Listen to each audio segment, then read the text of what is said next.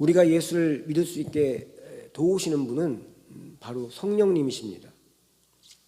우리가 똑똑하다고 예수를 믿을 수 있는 것도 아니고 많이 배웠다고 예수를 믿을 수 있는 것도 아닙니다. 그렇다고 세상 경험이 많다고 해서 예수를 잘 믿을 수 있는 것도 아닙니다. 예수님의 피 묻은 십자가의 복음은 우리의 판단, 이성, 감정, 경험, 학식, 재능으로 믿을 수 있는 그런 차원의 것이 아닙니다.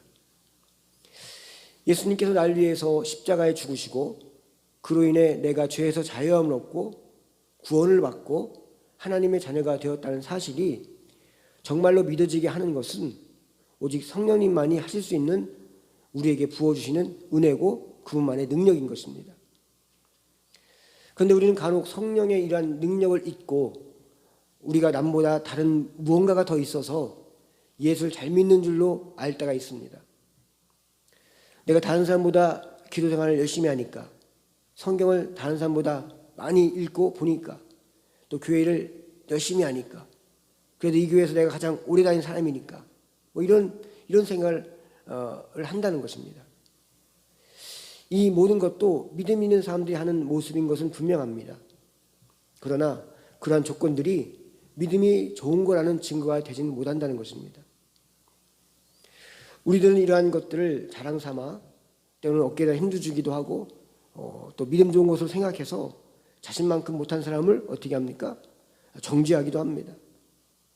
이것은 바로 종교 행위로 볼 수가 있습니다. 여기서 종교 행위란 무엇인가? 그건 사모함이 없이 드리는 예배, 이것이 종교 행위입니다. 늘 다녔으니까 그것이 습관이 되어가지고 말씀에 은혜 받고 어떻게 살아야 할까라고 고민하는 것이 없이 예배 드렸으니까, 예배 받으니까, 종교적 의무를 다했으니까 집에 돌아갑니다 라고 생각하는 것, 이것이 종교 행위인 것입니다. 또한 하나님 말씀을 듣고 나면 이 말씀을 마음에 담고 그렇다면 난 어떻게 살아야 될까라는 자신에게 되묻는 영적 질문이 없다면 이 또한 종교 행위인 것입니다. 종교 행위는 성령님을 인정하지 않고 성령님을 의지하지 않는 데서 비롯되는 것입니다. 성숙한 믿음의 성도들에게 있는 특징이 있다면 첫째가 말씀에 순종하면서 인격적인 성숙을 구합니다.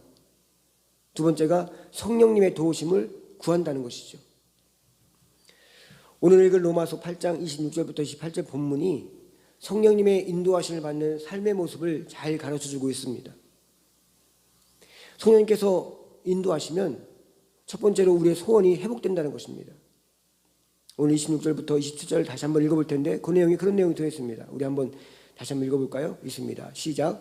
이와 같이 성령도 우리의 연약함을 도우시나니 우리가 마땅히 기도할 바를 알지 못하나 오직 성령이 말할 수 없는 탄식으로 우리를 위해서 친히 간구하시느니라. 마음을 살피신 이가 성령의 생각을 아시나니 이는 성령이 하나님의 뜻대로 성도를 위하여 간구하심이니라. 아멘. 여기서 사도 바울이 인간의 연약하다고 말을 하고 있습니다. 그리고 그런 연약한 우리를 도우시는 분이 성령님이라고 이야기를 하고 있습니다. 이 말씀에서 보듯이 우리는 연약해서 하나님께 마땅히 빌 바를, 기도할 바를 알지 못한다는 것입니다. 자기가 무엇을 구해야 될지 모른다는 것이죠. 이 말은 자기가 원하는 것이 없다는 것입니다. 원하는 자체가 없거나 원하는 자체가 잘못되었다는 것입니다. 예수님께서 병자를 고치실 때 그냥 고쳐주지 않았습니다. 항상 한 가지씩 질문했습니다. 그 질문은 뭐였냐면 네가 낫고자 하느냐? 라는 질문이었습니다.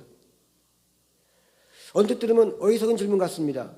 병자에게 소원이 있다면 뭐겠습니까? 병을 낫는 것이지 무엇이 그에게 더 중요하겠습니까? 너무나도 뻔한 질문을, 당연한 질문을 그 질문 앞에 그 병자들도 당연한 대답을 했습니다. 예, 제가 낫고 싶습니다. 낫고자 원합니다. 이런 이야기를 합니다. 소경 바디메오에게도 예수님이 말씀합니다. 내가 내게 무엇을 주길 원하느냐라고 질문했을 때 그 바디메오도 보기를 원합니다라고 대답을 합니다. 그러고 나서야 예수님은 그걸 고쳐 주었습니다.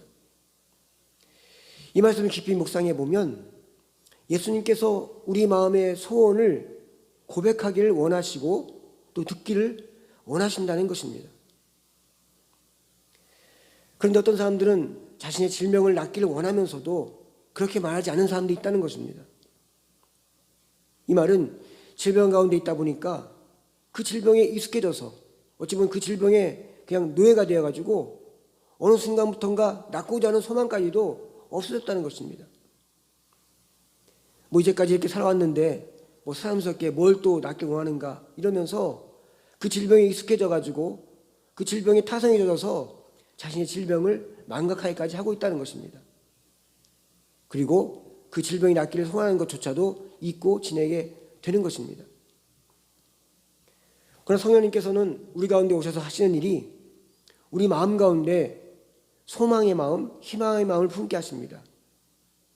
소원을 회복시킨다는 그런 뜻입니다. 그렇다면 이 회복시키는 그 소원의 정체가 무엇인가입니다. 그것은 단순히 나의 육적인 소원만을 채우는 것을 말하는 것이 아닙니다. 여기에서의 소원은 하나님의 뜻대로 살고자 하는 소원을 의미하는 것입니다. 예수님께서 안진뱅이를 일으키시는 것은 무엇입니까? 이제 건강한 나이로 잘 살아서 너의 소원을 이루어서 하나님께 영광을 돌려라, 그런 뜻을 갖고 있다는 것이죠. 이렇게 고침받은 사람이 예전같이 함부로 살아가겠습니까? 그렇지 않을 것입니다. 그가 경험한 예수님을 통해서 일어서게 된, 평생 안전뱅이 있던 그가 일어서게 된 그걸 경험한, 기적을 경험한 그가 생각도 바뀌고 마음도 바뀌어서 아마 그는 좀 더 건강한 나이로 또 의미 있는 삶, 하나님이 기뻐하는 삶을 살았을 것이라는 것이죠. 이처럼 우리가 성령 안에 살아가다 보면 우리의 꿈이 변하게 된다는 것입니다. 하나님의 뜻대로 살고자 하는 소원은 육적인 소원을 넘어서 그 너머에 있는 영적인 일을 이 육적인 소원에 담고 사는 것을 의미합니다. 성령과 동행하면 우리 삶이 이러한 삶으로 변화가 됩니다. 성령 안에 거하지 않으면 결국에는 하나님의 일을 은혜로 하는 것이 아니라 의무감에 하게 되는 것이고, 감사와 기쁨을 하는 것이 아니라 책임감으로 하게 되는 것입니다. 그렇게 하다 보면 우리는 그 의무감에, 그 책임감에 우리 영적인 힘과 육적인 힘이 소진되게 된다는 것입니다. 그렇게 교회 일에 봉사하고 직임을 맡을 때 사회에서 하던 자기의 능력만으로 하려고 해서 안 된다는 것이죠. 자신의 재능과 능력 가지고 하되 성령께서 부어주신 은혜를 덧입어서 해야 한다는 것입니다. 그 은혜가 없으면 오직 나의 능력과 재능과 실력만 가지고 하면 본연에 섬기던 일이 제대로 하지도 못할 뿐더러 얼마 하지 못하고 결국에는 불평만 생기고 시험에 들게 되는 것입니다. 우린 너무나도 옛적의 믿음으로, 옛적의 신앙의 경험으로만 오늘을 살아가려고 합니다. 그러나 그것 가지고는 지금의 삶에서는 아무것도 할 수 없다는 것입니다. 오늘 힘을 쓰는 것은 3년 전에 먹은 밥으로 힘을 쓰는 것이 아닙니다. 오늘 먹은 그 아침에 먹은 그 아침밥으로, 점심 먹은 그 점심밥으로, 밥심으로 힘을 낸다는 것입니다. 그러기에 오늘의 성령의 충만이 오늘의 나의 간증이 되고 오늘의 나의 축복이 된다는 것입니다. 이처럼 우리 믿음으로 살아가기 위해서 오늘의 성령의 은혜를 필요로 하고 오늘의 성령의 은혜의 회복이 중요하다는 것입니다. 오늘 본문 28절 보면 또 이렇게 되어 있습니다. 28절 말씀 한번 보면 우리가 알거니와 하나님을 사랑하는 자 곧 그 뜻대로 부르심을 입은 자들에게는 모든 것이 협력하여 선을 이루느니라, 이렇게 말씀합니다. 여기서 모든 것이 협력하여 선을 이룬다는 것은 긍정적인 결과를 가져온다는 뜻도 있지만 성령께서 모든 것을 좋게 보는 해석의 능력을 주신다는 뜻도 있습니다. 성령께서는 우리의 인격 속에서 일하십니다. 즉 우리 인격 속에서 우리를 변화시킵니다. 성령님이 우리에게 처음 임하시면 인격 속에서 감동을 주신 일들을 하십니다. 또 그것을 경험하게 하십니다. 맛보게 하십니다. 그때 우리는 우리 마음에 뜨거움이 생기고 눈물도 나고 감격에 빠지기도 합니다. 그래서 이제 막 예수를 믿기 시작한 사람들이 성령 충만하게 되면 대부분이 감정적인 부분에서 많이 그 은혜가 나타납니다. 그러다가 시간이 지나면서 성령께서 그 은혜를 삶에 적용시키는 은혜를 주십니다. 그래서 성령이 충만한 사람들은 하나님의 말씀을 자신의 상황에 잘 적용하고 잘 해석을 합니다. 그렇게 해서 자신의 고난을 잘 이겨나가고 극복한다는 것이죠. 이런 일들은 성령께서 우리의 삶의 시각을 바꾸었기 때문이라는 것입니다. 우리가 살아가다 보면 많은 어려움들이 오게 됩니다. 그러나 이것이 우리 삶에 있어서 괴로움을 주는 고통이 아니라 우리 삶에 자극을 주는 것들이라는 것입니다. 이러한 자극들은 우리 삶의 고비고비마다 반드시 있어야 하는 기회들입니다. 어떤 사람이 이유 없이 공경할 때가 있습니다. 그런데 성령께서 우리 가운데 충만하게 역사하시면 그것이 우리 인생의 자극으로 좋게 보이게 된다는 것입니다. 그 이유는 그 자극 덕분에 우리가 내적으로 영적 면역력이 생겨서 더 튼튼하고 건실하게 우리가 세워져 간다는 걸 깨닫기 때문이라는 것입니다. 이런 시각이 성령께서 주시는 시각인 것입니다. 그러게 성령님은 믿음의 사람들이 어떤 어려움을 당하든 무슨 일을 당하든 그 일을 감사할 일로 해석하게 하십니다. 이렇게 어려운 일을 감사할 일로 해석하는 분들이 하시는 말, 이런 말 하지 않습니까?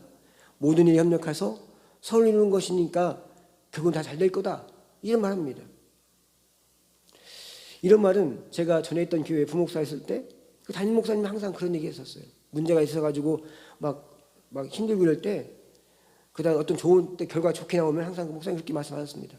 모든 일이 협력해서 선을 이뤘다라고 이렇게 얘기합니다. 우리 참빛교회도 그런 걸 경험하지 않았습니까? 크게 수해 입었을 때, 그럴 때면 도리어 이 일 저일을 통해서 우리 교회의 어려움을 통해서 많은 분들이 도와줬고, 또 교회가 새롭게 또 탈바꿈하게 됐고, 그걸 통해서 우리 교회를 많은 분들이 알게 됐고, 또 관계를 맺게 됐고, 그런 일을 경험했다는 것입니다. 성령께 도우시면 다 잘 되게 한다는 것이죠. 그러게 사단 마귀는 우리의 연약한 부분을 통해서 틈을 타서 우리를 넘어뜨리려고 하지만, 성령께서 우리 마음의 생각과 감정을 붙들고 계시기에 사단이 의도했던 대로 그렇게 넘어지진 않는다는 것입니다. 잘못돼서 문제가 생겨서 이것 때문에 큰 어려움이 있을 것 같고 염려와 불안함과 두려움이 있지만, 성령께서 우리 마음을 붙잡아 주시고 우리 생각을 바꿔주시고 시각을 바꿔주시면 그것을 좋게 보고 더 멀리 하나님께 계획하심을 큰 그림을 볼 수 있는 그런 지경이 넓어진다는 것입니다.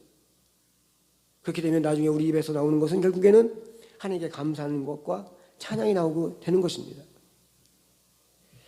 이처럼 성령께서 우리 가운데 역사하시면 어떤 환경에 도전이 온다 할지라도 그것이 좋게 보이게 되고 세상을 넉넉하게 이기는 능력을 덧입게 되는 것입니다. 학교 다닐 때 마음에 드는 선생님의 과목의 점수가 높은 것처럼 마찬가지로 우리 신앙 성장도 그렇습니다. 우리가 우리의 신앙을 되돌아볼 때 우리의 신앙의 성장이 있었다면 아마도 그때가 교회가 좋아질 때였을 것입니다. 교회 가는 것이 즐겁고 교회 가는 것이 재미나고 이럴 때 우리의 신앙이 성장했을 것입니다. 이처럼 우리가 교회가 좋아지고 교회 목사님이 좋아져야 말씀이 우리 마음속에 들려오게 되는 것입니다. 그렇지 못하면 아마도 말씀을 들을 때 우리의 시선은 스마트폰 안에 있는 시계에 머물러 있을 것입니다. 우리의 삶을 변화시키고 성장시키는 것은 금식해야 하는 것이 아니고 고행해야 하는 것도 아닙니다. 우리 삶의 복된 변화를 이끄는 것은 우리 삶 가운데 찾아오는 삶의 자극이 좋게 느껴질 때라는 것입니다. 우리의 고난을 좋게 해석되기 시작할 때, 환난이 좋게 이해되기 시작할 때, 그때 우리의 믿음이 성장하기 시작하고 우리의 믿음은 더 깊이 뿌리를 내리게 되는 것입니다. 이처럼 다 좋게 해석할 능력이 생기기 시작한다면 그것은 내 마음에, 내 삶에 배후에서 함께 하시는 성령님께서 역사한다는 것을 우리는 깨달아야 할 것입니다. 우리 주변에 벌어지는 모든 일을 좋게 보아야 할 것입니다. 성령께서 우리의 삶을 선한 길로 좋게 볼 때 성령께서 우리의 삶을 선한 길로 인도하십니다. 그리고 그 일을 통해서 성령님은 우리의 정말로 원했던 소원, 진정한 소원이 무엇인가도 깨닫게 해준다는 것입니다.